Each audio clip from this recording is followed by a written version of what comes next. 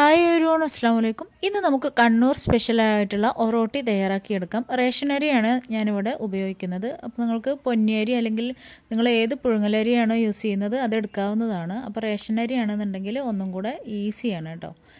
അപ്പോൾ റേഷൻ അരി നമ്മൾ എത്രയാണോ വേണ്ടത് അത്രയും എടുത്ത് നല്ല ചൂട് വെള്ളത്തിൽ തലേ ദിവസം കുതിർക്കാനായിട്ട് വെക്കണം. അപ്പോൾ ഞാനിപ്പോൾ ഇവിടെ ഏകദേശം ഒരു 2.5-3 കപ്പോളം എടുത്തിട്ടുണ്ട്. അപ്പോൾ അത് പിറ്റേ ദിവസം നന്നായിട്ട് വാഷ് ചെയ്തെടുത്തിട്ടുണ്ട്. ഇതുപോലെ ഇങ്ങനെ പൊട്ടുന്ന പരുവത്തിൽ ആയി കിട്ടണം കേട്ടോ.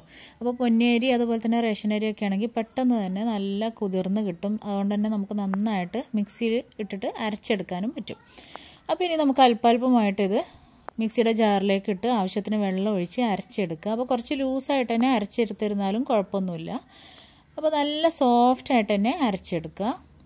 അപ്പോൾ അരച്ചെടുത്തിട്ടുള്ള ഓരോ മിക്സും നമുക്ക് ഒരു ബൗളിലേക്ക് മാറ്റാം. അപ്പോൾ പാട്ടായിട്ട് അല്പാൽപ്പം ഇട്ട് ആവശ്യത്തിന് വെള്ളം ഒഴിച്ച് അരച്ചെടുക്കുക കേട്ടോ. നമ്മളിനി ലാസ്റ്റ് ഇതിലേക്ക് അല്പം അരിപ്പൊടി കൂടെ ചേർത്ത് മിക്സാക്കി പാകത്തെ പരുവത്തിലാക്കി എടുക്കുന്നതാണ്. അപ്പോൾ അതുകൊണ്ട് ലൂസായിരുന്നാലും കുഴപ്പമില്ല. അപ്പോൾ ഇതിലേക്ക് നമുക്ക് ആവശ്യത്തിന് ഉപ്പ് കൂടെ ചേർത്ത് മിക്സ് ചെയ്ത് കൊടുത്തിട്ടുണ്ട്. ഇനി ഇതിലേക്ക് നമുക്ക് അരിപ്പൊടി ചേർത്ത് കൊടുക്കാം. അപ്പോൾ വറുത്ത അരിപ്പൊടിയൊന്നുമല്ല, സാധാരണ നമ്മൾ പത്തിരിക്കും ഇടിയപ്പത്തിനൊക്കെ യൂസ് ചെയ്യുന്ന സാധാരണ പച്ചരി പൊടിച്ചെടുത്തിട്ടുള്ള പൊടിയാണ് ഞാൻ ചേർത്ത് കൊടുത്തിട്ടുള്ളത്. നന്നായിട്ട് മിക്സ് ചെയ്തത് ഈ ഒരു പരുവത്തിലാവുന്നത് വരെ അത്രയും പൊടി ചേർത്ത് കൊടുക്കുക. ഇനി നമുക്കിത് പരത്തിയെടുക്കാൻ വേണ്ടിയിട്ട് ആവശ്യമായിട്ടുള്ളത് വാഴയിലയാണ്. അപ്പോൾ വാഴയില കിട്ടുന്നില്ല എന്നുണ്ടെങ്കിൽ ഒരു പ്ലാസ്റ്റിക് കവറായിരുന്നാലും മതി. അപ്പോൾ ഇതുപോലെ എണ്ണ തടവി കൊടുത്ത് ആവശ്യത്തിന് കുറച്ചധികം തന്നെ മാവ് എടുത്ത് ഒന്ന് ബോളാക്കിയതിന് ശേഷം നമുക്ക് ഈ ഒരു വാഴയിലയിൽ വെച്ചിട്ട് കൈയിൻ്റെ ഉള്ളം കൈ വെച്ചിട്ട് പരത്തിയെടുക്കുക.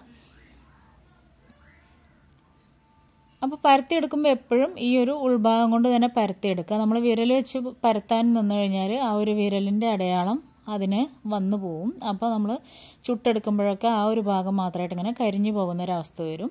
അപ്പോൾ ഇതുപോലെ തന്നെ ഉള്ളം കൈ കൊണ്ട് വെച്ചിട്ട് ഇതുപോലെ പ്രസ് ചെയ്തെടുക്കുക. പെട്ടെന്ന് തന്നെ പരന്ന് കിട്ടും. നല്ല സോഫ്റ്റ് ആയിട്ടുള്ളൊരു മാവായിരിക്കും ഇത്. അപ്പോൾ ഞാനിപ്പോൾ ഇവിടെ എല്ലാം ഇതുപോലെ പരത്തിയെടുക്കുന്നുണ്ട്. അപ്പോൾ കുറച്ചധികം ടൈം എടുത്ത് കുക്ക് ചെയ്തെടുക്കേണ്ടുന്ന ആവശ്യമുണ്ട്. അപ്പോൾ ഞാനിപ്പോൾ ഇവിടെ വിറകടുപ്പിലും അതുപോലെ തന്നെ നോൺ സ്റ്റിക്ക് പാനിൽ ഗ്യാസ് സ്റ്റൗവിലും വെച്ചിട്ടാണിത് ചുട്ടെടുക്കുന്നത്.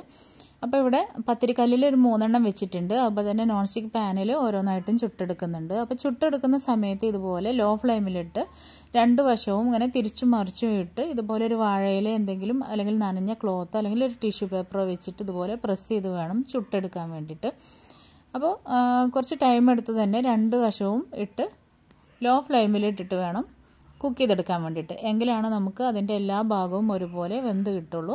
അതുപോലെ തന്നെ നന്നായിട്ട് പൊങ്ങി വരുന്ന ഒരു ഒറോട്ടി കൂടിയാണ് കേട്ടോ ഇത്. നല്ല സോഫ്റ്റാണ് പൊങ്ങി വരുന്നത് കൊണ്ട് തന്നെ. അപ്പോൾ നിങ്ങൾക്ക് വീഡിയോ ശ്രദ്ധിച്ചു കഴിഞ്ഞാൽ കാണാൻ പറ്റും നന്നായിട്ട് ഇതിങ്ങനെ പൊങ്ങി വരുന്നത്. വൈറ്റ് കളറായത് കാരണം ലൈറ്റ് ഉണ്ടാകുമ്പോൾ അധികം ക്ലിയർ ആവണില്ല കേട്ടോ. അപ്പോൾ കണ്ടില്ലേ, അതിങ്ങനെ പൊങ്ങി വരുന്നുണ്ട്. അപ്പോൾ നല്ലതായിട്ട് ഇങ്ങനെ പൊങ്ങിയ ടൈപ്പ് ഒറോട്ടിയാണിത്. അതുപോലെ തന്നെ എല്ലാ സൈഡും ഇതുപോലെ പിടിച്ചിട്ടൊന്ന് നമ്മൾ ചൂടാക്കി കൊടുക്കുക. അപ്പോൾ ആ എല്ലാ വശങ്ങളും കൂടെ ഒന്ന് കുക്കായി കിട്ടും. അപ്പോൾ മുഴുവൻ ഒറോട്ടിയും ഞാനിവിടെ ചുട്ടെടുത്തിട്ടുണ്ട്.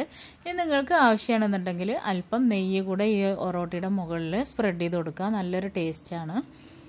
അപ്പോൾ ഞാനല്പം നെയ്യ് ഇതിൻ്റെ എല്ലാ വശത്തും സ്പ്രെഡ് ചെയ്ത് കൊടുക്കുന്നുണ്ട്. അപ്പോൾ നമ്മുടെ നല്ല ടേസ്റ്റി ആയിട്ടുള്ള ചൂടോട് കൂടിയിട്ടുള്ള ഒറോട്ടി ഇവിടെ റെഡി ആയിട്ടുണ്ട്. ഇനി ഇതിലേക്ക് നമുക്ക് നല്ല ചിക്കൻ കറിയോ ബീഫ് കറിയോ ഒക്കെ ഉണ്ടാക്കിയിട്ട് അതിൻ്റെ കൂടെ ഇത് സെർവ് ചെയ്യാം. ഞാനിപ്പോൾ ഇവിടെ ചിക്കൻ കറിയാണ് റെഡിയാക്കി എടുത്തിട്ടുള്ളത്. ചിക്കൻ കറിയും ഒറോട്ടിയും നല്ല ബെസ്റ്റ് കോമ്പിനേഷനാണ്. അപ്പോൾ തീർച്ചയായിട്ടും ഇതുപോലെ ഒന്ന് ട്രൈ ചെയ്ത് നോക്കാൻ മറക്കരുത്. വീണ്ടും നെക്സ്റ്റ് വീഡിയോയിൽ കാണാം ഇൻഷാ അല്ലാഹ്. Thank you.